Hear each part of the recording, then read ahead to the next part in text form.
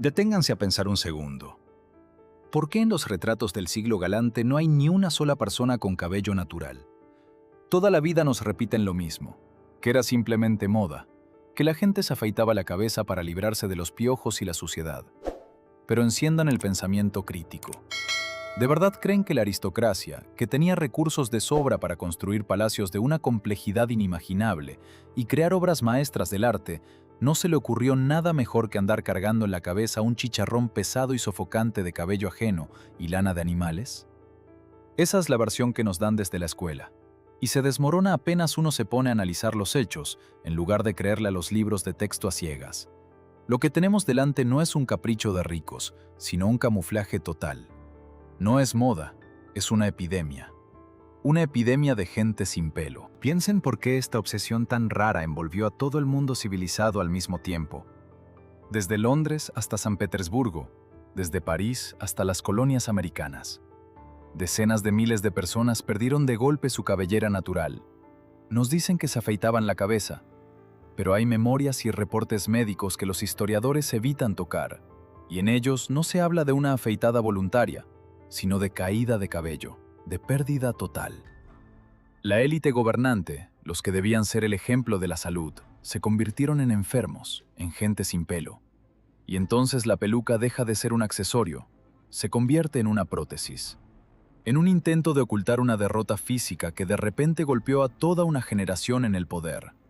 Y el cuento oficial de los piojos se hace pedazos ante la primera pregunta honesta. Desglosemos esta historia según la lógica. Nos dicen, a la gente le estaban atacando los parásitos, por eso se afeitaban y usaban pelucas. Pero una peluca de pelo de caballo o de humano, empapada en sebo y polvos, es una incubadora perfecta para esos mismos parásitos. Es cálida, húmeda y casi imposible de limpiar. Si el objetivo fuera la higiene, bastaría con un corte corto o la cabeza rapada, limpiada con vinagre, que estaba al alcance de todos. Pero en cambio la gente se ponía encima kilos de materia orgánica muerta. ¿Para qué? La respuesta es una sola. Necesitaban a toda costa simular que tenían pelo. Su ausencia no se veía como una norma de limpieza, sino como una marca, como un signo evidente de enfermedad. Y aquí recuerden las reformas de Pedro.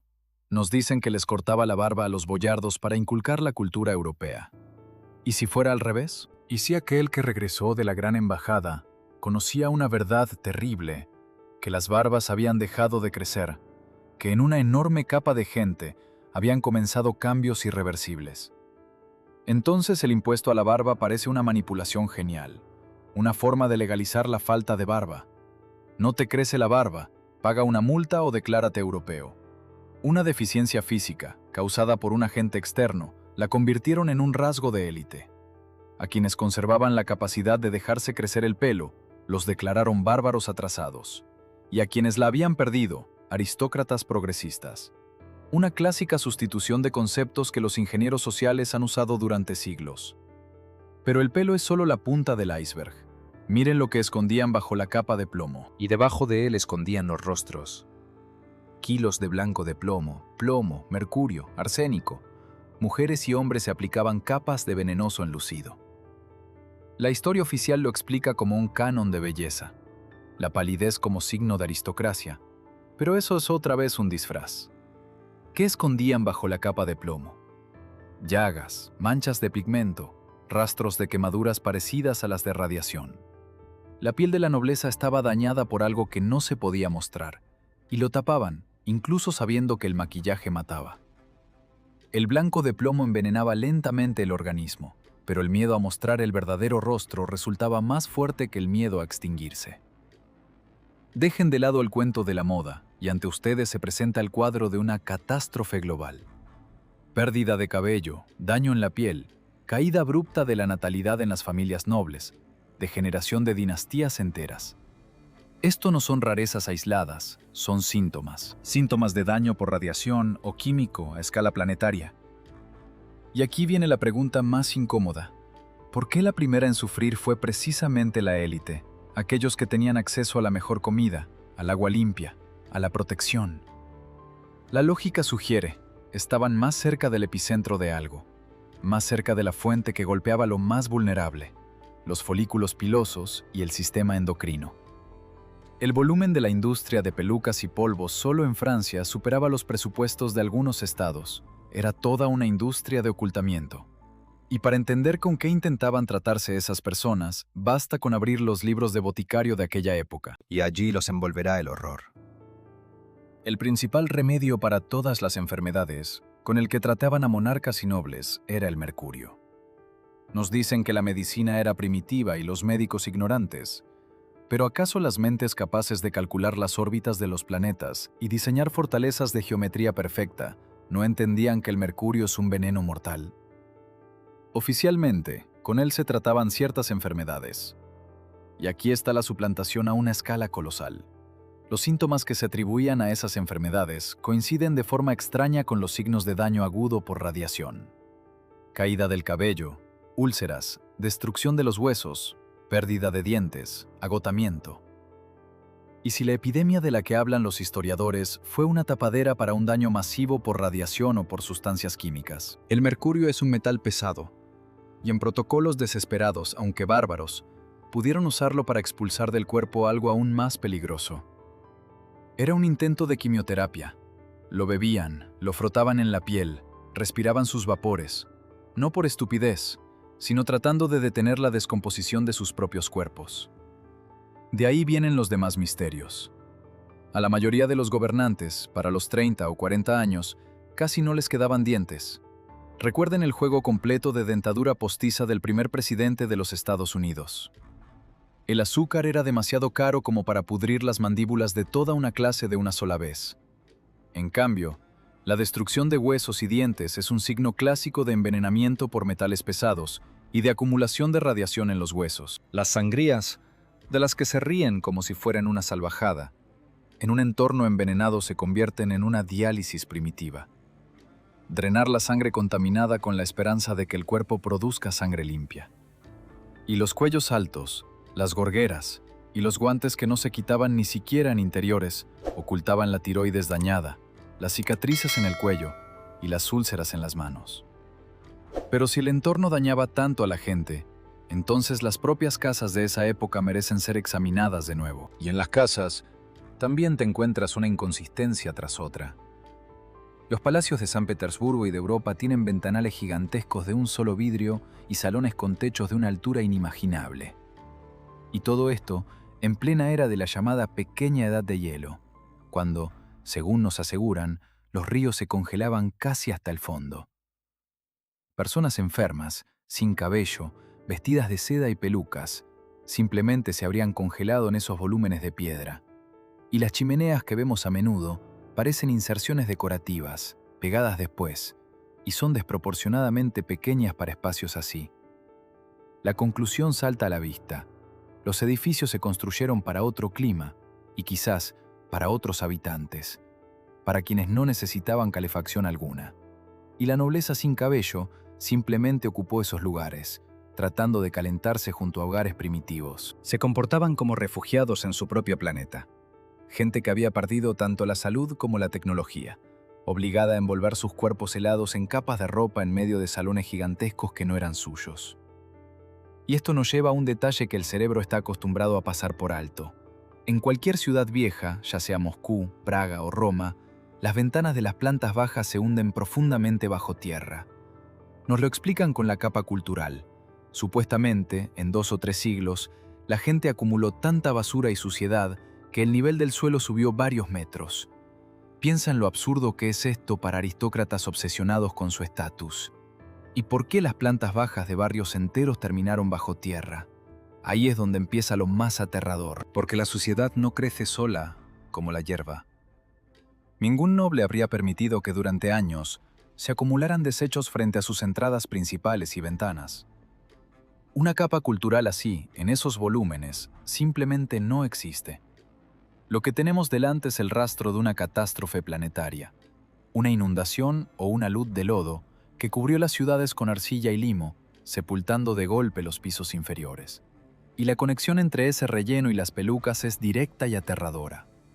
Esa arcilla que sepultó los primeros pisos no trajo solo tierra.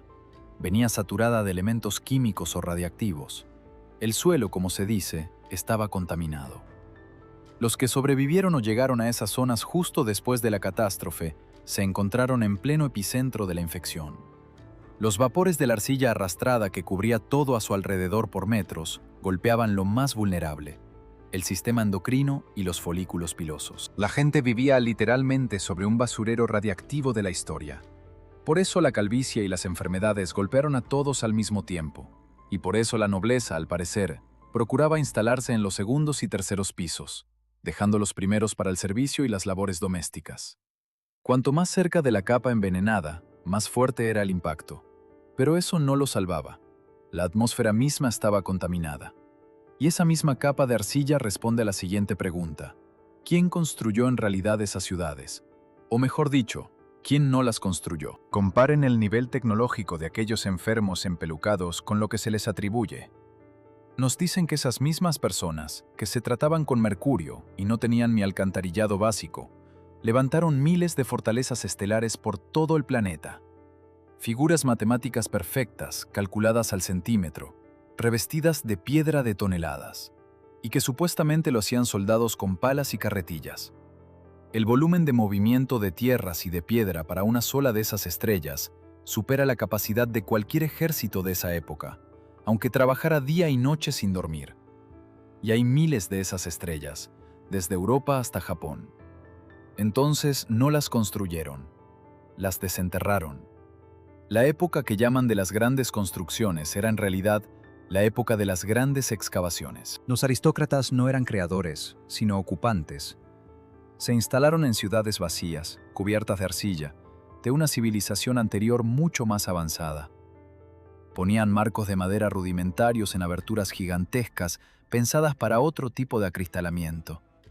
Colgaban sus cuadros sobre frescos que no podían restaurar. A eso lo llamaban fundar ciudades, cuando en realidad era un inventario de ruinas. Por eso en los lienzos antiguos, los pintores retrataban con precisión fotográfica ruinas en pleno centro de las prósperas capitales. La misma cuenta con el ladrillo. Para una sola manzana se necesitan cientos de millones de ladrillos, y en los archivos no hay fábricas ni canteras de esa escala, solo cobertizos artesanales. A mano, solo el Hermitage se habría construido en milenios. El ladrillo viejo suele ser más resistente que el hormigón actual y suena como metal. Los edificios ya estaban, y los recién llegados solo enlucían lo que encontraban y lo presentaban como suyo, inventándose desesperadamente linajes antiguos para tener derecho a esos palacios. Los detalles pequeños también delatan la verdad. Picaportes demasiado altos, escalones incómodamente grandes, son casas de quienes eran notablemente más altos que nosotros. Pero la pregunta más dura no es quién construyó, sino de dónde salió la gente para habitar las ciudades desenterradas. Y la demografía da una respuesta que no cabe en la biología. Abran las gráficas de crecimiento poblacional del siglo XIX. La curva no solo sube, se dispara casi en vertical. Nos aseguran que esto es fruto de la mejora de la medicina y de la revolución agraria. Pero la medicina de aquella época es mercurio y sangrías. Las ciudades están llenas de barro. El cólera y la viruela hacen estragos, no hay antibióticos. Y en esas condiciones, la población de repente se duplica y se triplica en tiempos récord. Las mujeres físicamente no podían llevar a término y criar a tantos niños sobrevivientes. Solo queda una explicación: una llegada masiva de gente de afuera, o su cría artificial a escala industrial. Y aquí entran en escena las casas de crianza. Construcciones gigantescas que aparecen en Moscú, San Petersburgo, Londres y París casi al mismo tiempo. La Casa de Expósitos de Moscú no es un asilo, sino un complejo palacio con una fachada de cientos de metros, que supera a más de una residencia real. ¿Para qué gastar toneladas de ladrillo escaso y millones en oro en el cuidado de niños abandonados, en una sociedad religiosa y patriarcal, donde por esas casas, según las estadísticas oficiales, pasaron millones de bebés? ¿De dónde salen tantos niños abandonados en un lugar donde la relación fuera del matrimonio se consideraba pecado grave? Hay una versión más terrible que la pobreza. No eran asilos, sino centros de distribución, casi incubadoras. En los archivos aparecen menciones extrañas de que traían a los bebés en caravanas, por miles, sin nombres ni documentos. Simplemente los numeraban.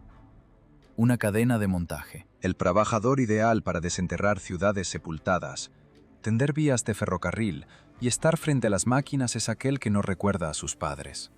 No conoce su historia, no tiene raíces. Así surgió una generación que no recuerda su linaje.